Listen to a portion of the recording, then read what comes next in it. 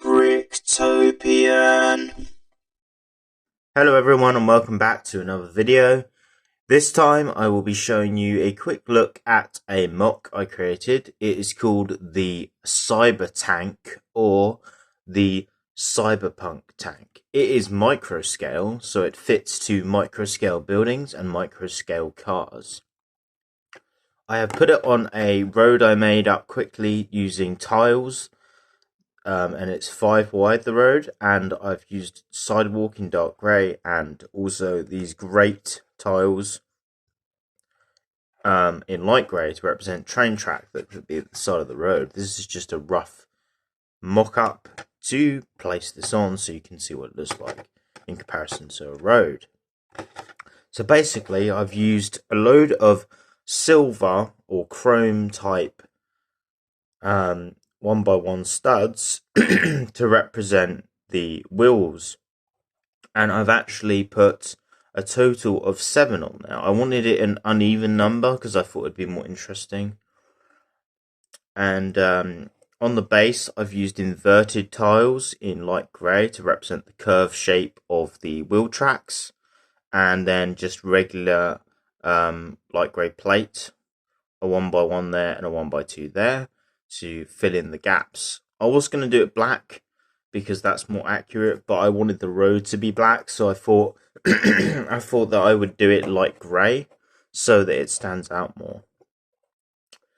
The front of the tank uses a 1x1 trans pink stud in there to represent just a little light at the front, so you can shoot in the dark basically. I've made the whole construction 3 studs wide, so you can actually have teal tiles on either side and then a nice curved grey bit in the middle. I wanted it 3 because I wanted it actually to be wider than the lane of the road, deliberately, because I thought it'd be comical and more fun, and like tanks are massive, so you know. But I didn't want it to be too wide, otherwise it would have been way too big. I didn't want it to be like 4 or 5 because then it would perhaps be too big. So basically, I did it 3 because I thought that was a good compromise between the options. And on the back here, I've got a printed tile of like a dial on a 1x1 tile that's round, and basically that could represent a fuel gauge, or it could represent a firepower dial, or whatever you want it to be really. And then I've used these nice completely curved teal tiles there, the ones that are completely curved, because I thought it added a nice little bit on the back that could represent just texturing, or it could represent, say, I don't know, little boosters, although there's nothing coming out of them, or whatever you want. I just thought it adds a nice texture to this, and it perhaps is more fun than just using cheese slopes.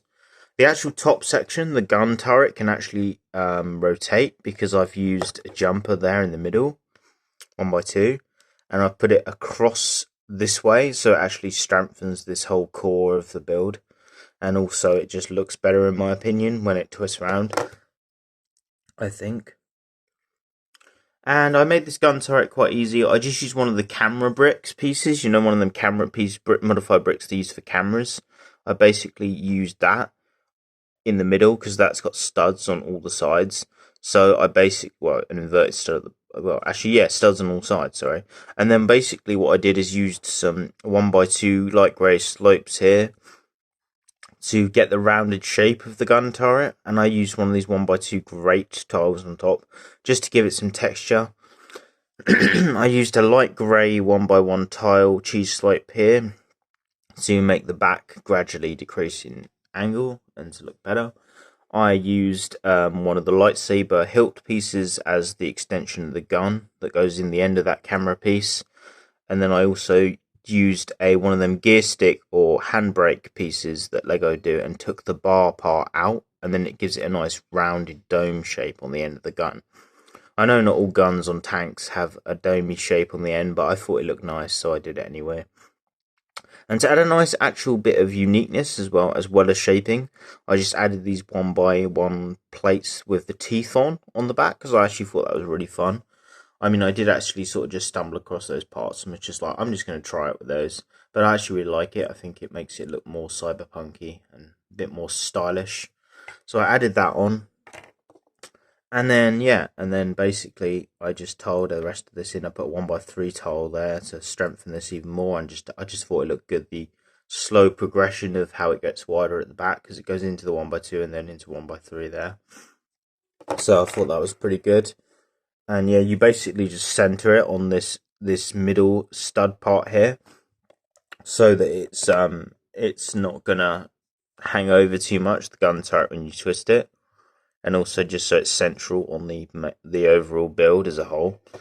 But basically these wheels I did using the modified 1x1 plates that have the bracket on, and they're like the ones that go downwards, so I put loads of them. This one is actually raised up higher, which is quite accurate, because a lot of tanks on their treads, the last wheel is slightly raised up more than the others. It's like, and on the back it's sort of like set up a little bit more.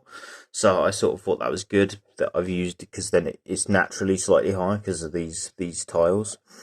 And then the other ones are just literally like the 1x2 ones there in the black, and then the middle one is another one of these ones, so that you get the uneven stud length by having one in the middle, and then two there, and then one each on each end. Otherwise, if you didn't do that, it wouldn't be an uneven amount of wheels, it would be an even amount. I know a lot of tanks have an even amount, but I just thought it'd be more fun to add an uneven amount, and I just really was just experimenting with different lengths and sizes of Lego builds, and that's also why, like I said, apart from fitting on the road in a certain way, it's also why I made this 3 studs wide, this tank, because I just wanted to experiment with different sizes and ways to build things. But I don't think it's bad for a first attempt at a tank, really. For a cyberpunk tank, I think it looks really nice. So yeah, there's not a lot I really need to say on this. I just think it turned out well, and it is micro scale, like I say. So you can fit it with buildings and things, which is pretty great. So you can actually fit it with, say, I don't know, here's an example with, say, the Disney castle in the background, for example. You can see it there, which is pretty cool. And then you can also have it with other buildings. So you can perhaps have it with, I don't know, a Ninjago or a Creator Expert mini modular, something like that. And it sort of works in the background, I think. So yeah, you can do something like that.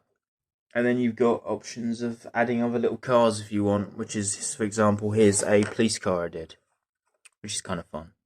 Kind of like that as well. So, but yeah, anyway, they're just my thoughts on this little mock I did. I hope you've enjoyed this video. Feel free to like, share, and subscribe for more videos. And see you again in the next one. Goodbye. Sorry, I also forgot to mention you can add a machine gun turret as well on the side of the main gun by adding a 1x1 modified plate with the bar on it.